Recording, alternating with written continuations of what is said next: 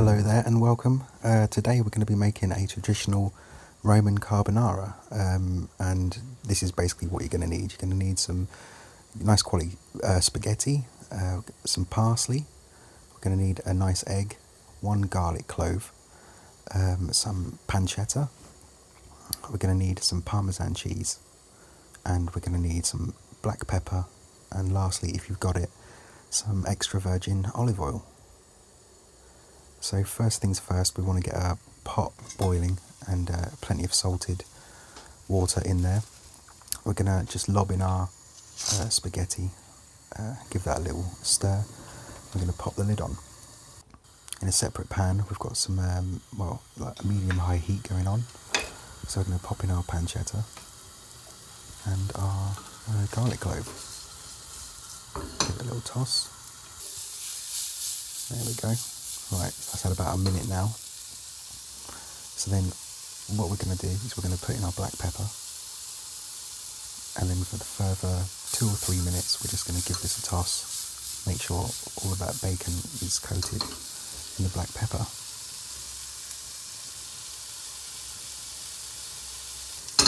Right, so this has had about 3 or 4 minutes now. So what we're going to do is to crack the egg in a bowl, just going to give it a little whisk.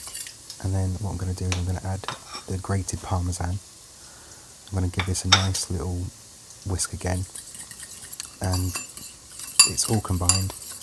So this is basically what's going to make our carbonara really luxurious. So we're going to take our pancetta off the heat. Okay, then we're going to get our spaghetti, put it into a separate bowl.